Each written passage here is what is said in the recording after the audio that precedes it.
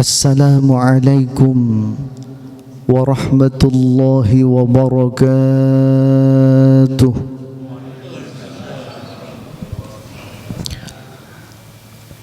Alhamdulillah, alhamdulillahilladzi ja'ala syahra ramadhana syahra as-siyam. Assalatu wassalamu ala sayyidina wa habibina Muhammadin khairil anam wa ala alihi wa ashabihi wa man tabi'ahum bi ihsanin ila yaumiz ziham, amma ba'd.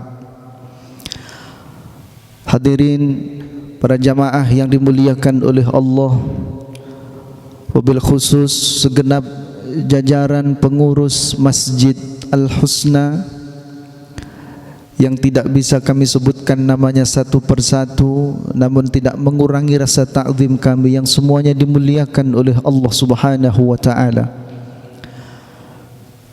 Alhamdulillah, segala puja dan puji syukur mari kita panjatkan kehadirat Allah atas segala limpahan nikmat yang telah diberikan kepada kita. Salawat dan salam mudah-mudahan senantiasa tercurah kepada junjungan kita Nabi Agung Muhammad sallallahu alaihi wasallam beserta para keluarga, para sahabat, para pengikutnya. Mudah-mudahan termasuk kita semua yang hadir di sini beserta keluarga kita ila yaumil qiyamah. Amin amin ya rabbal alamin. Hadirin yang dimuliakan oleh Allah, setiap diri dari kita itu pasti merindukan surga. Surga yang kita rindukan itu penuh dengan kenikmatan. Bahkan nikmatnya surga itu, kata Rasulullah sallallahu alaihi wasallam, ma la ainun ra'at wala udhunun sami'at. Kenikmatan yang ada dalam surga itu tidak bisa terbayangkan oleh apapun. Nikmatnya itu tidak tertandingi oleh nikmat-nikmat manapun. Dan kita tentunya siapapun dari kita kalau ditanya, Pak, Bu, kalau kita nanti sudah mati, sudah meninggal dunia, kira-kira kita mau kemana? Jawabnya mau ke surga. Bapak Ibu, setiap diri yang mendambakan surganya Allah Subhanahu wa taala ini ternyata berbanding lurus dengan surga itu sendiri, yang ternyata surga itu juga merindukan golongan-golongan manusia dari umatnya Rasulullah sallallahu alaihi wasallam. Ada golongan-golongan manusia yang mana manusia-manusia tersebut itu betul-betul dirindukan oleh surga. Bukan hanya manusianya yang rindu dengan surga, tapi surga yang rindu dengan kita. Sabda Rasulullah sallallahu alaihi wasallam, al-jannatu mushtaqatun ila arba'ati nafarin. Surga itu merindukan 4 golongan. Yang pertama, kata Rasulullah, talil Quran. Yang pertama yang dirindukan oleh surga itu adalah talil Quran, orang-orang yang senantiasa membaca Al-Quran, orang-orang yang tidak pernah jauh dari Al-Quran, orang-orang yang hidupnya dihabiskan berinteraksi dengan Al-Quran. Inilah orang-orang yang dirindukan oleh surga. Hadirin yang dimuliakan oleh Allah, ini bulan adalah bulan Ramadan. Bulan Ramadan itu adalah bulan Al-Quran, di mana di bulan ini kita harus lebih banyak membaca Al-Quran dibanding dengan bulan-bulan yang lain.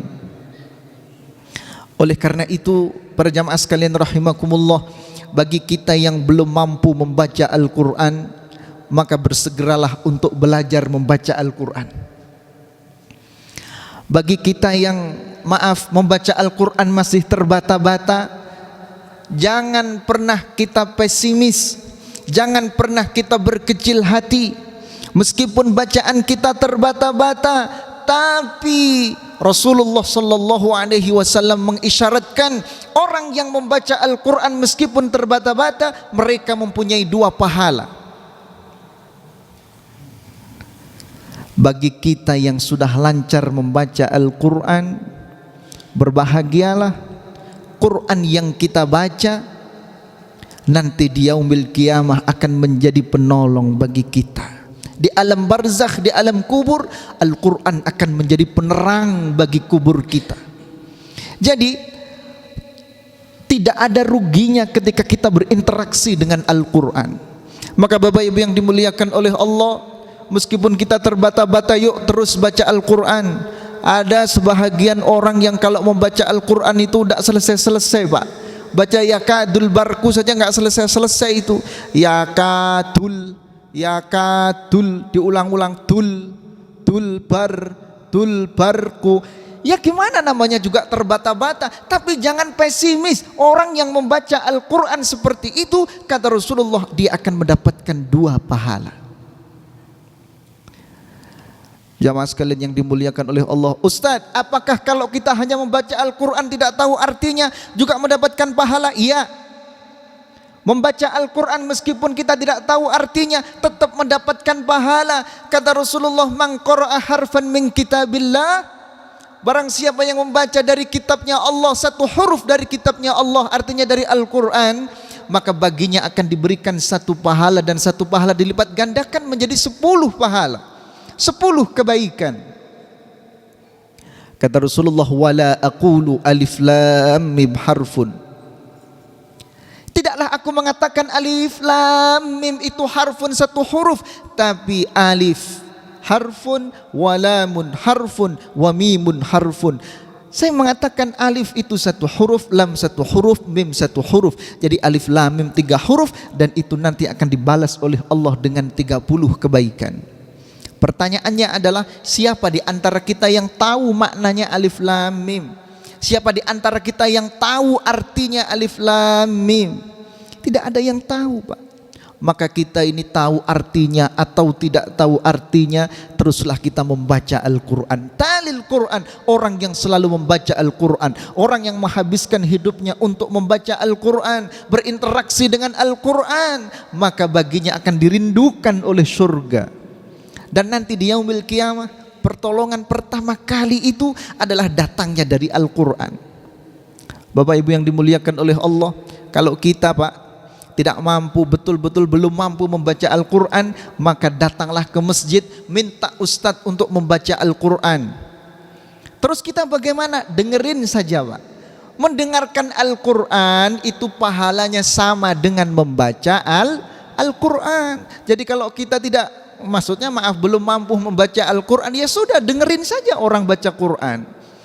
Mepet, Bapak ngapain? Saya mau dengerin bacaan Quran, Ustadz, saya belum bisa baca Quran. Ya udah, itu dapat pahalanya sama dengan yang membaca. Yang kedua, kata Rasulullah sallallahu alaihi wasallam, orang-orang yang dirindukan oleh surga itu adalah hafizil lisan, orang yang mampu menjaga lisannya. Orang yang mampu menjaga lisannya dari menyakiti orang lain. Jaga lisan kita. Terlebih ini bulan suci Ramadan, bulan di mana kita dituntut untuk mengekang seluruh hawa nafsu kita, termasuk kalimat-kalimat yang keluar dari lisan kita.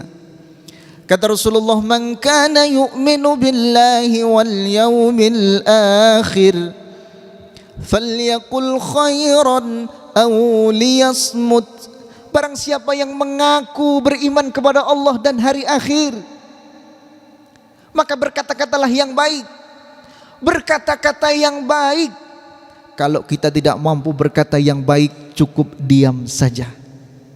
Oleh karena itu, para jamaah sekalian rahimakumullah, jangan pernah kita melontarkan satu kalimat yang dapat menyakiti hati orang lain. Ini karena kultum harus saya kebut ini. Yang ketiga, kata Rasulullah sallallahu alaihi wasallam, adalah mut'imil ji'an, orang yang memberi makan kepada orang yang kelaparan. Orang yang memberi makan kepada orang yang kelaparan, ini adalah mereka-mereka yang dirindukan oleh surga. Artinya apa? Orang yang peduli terhadap sesama, orang yang peduli terhadap lingkungan sekitar. Di mana ada orang-orang yang membutuhkan bantuan kita, maka kita datang untuk memberikan bantuan. Di mana ada orang-orang yang kelaparan, maka di situ ada kita.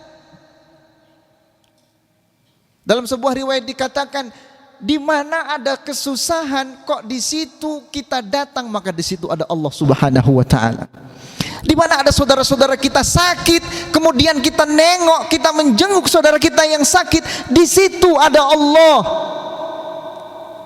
Maka ketika kita berdoa di sisi orang yang sakit, maka di situ ada Allah dan doa kita istijabah. Makanya Bapak Ibu yang dimuliakan oleh Allah, kita harus menjadi orang yang mempunyai hati yang peduli terhadap sesama. Mut'imil ji'an. Ini pada intinya adalah kita harus menjadi orang yang dermawan, orang yang ahli dalam sedekah. Setiap orang yang meninggal dunia, Pak, ketika nyawanya itu sudah berada di kerongkongan, mereka minta dikembalikan lagi. Mereka minta dikembalikan lagi ke dunia. Dalam Al-Quran dikatakan, wa anfiqu mimma razaqnakum min qabli an ya'tiya ahadakumul maut. Wa anfiqu mimma razaqnakum, berinfaklah dari apa-apa yang sudah diberikan oleh Allah kepada kalian sebelum ajal itu datang, sebelum kematian itu datang. Karena kalau sudah kita ini nyawa sudah di kerongkongan, Pak, semuanya minta ditangguhkan kematiannya.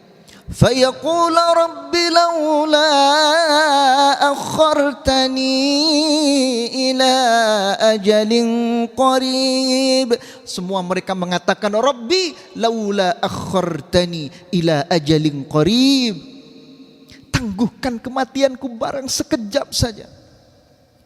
Lalu ditanya, untuk apa kamu ingin minta ditangguhkan kematianmu? Fa'as-saddaqo, saya akan sedekah.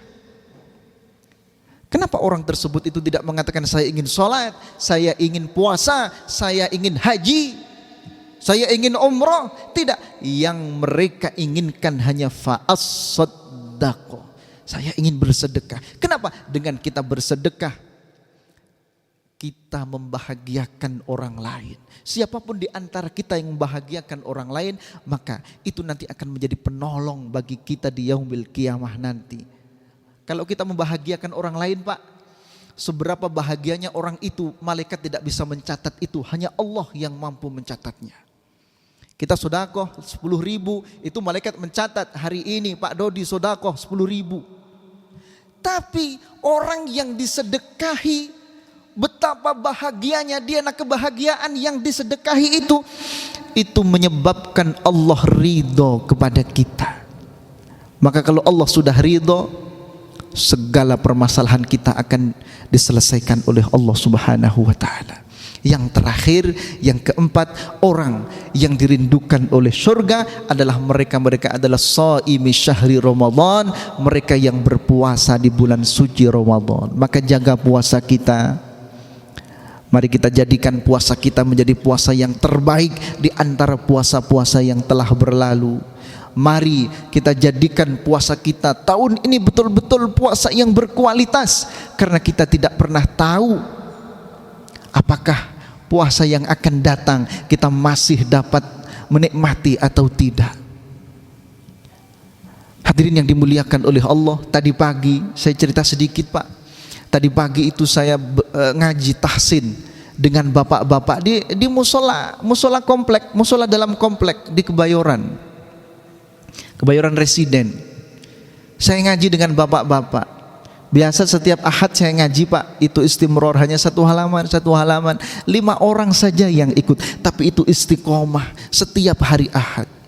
Tadi pagi ada kejadian yang mengejutkan. Kami membaca ayat tersebut yang kami baca itu pas dapatnya ayat wasari'u ila maghfiratin mir rabbikum wa jannah. Itu isinya adalah ayat-ayat tentang surga, tentang ampunan Allah Subhanahu wa taala.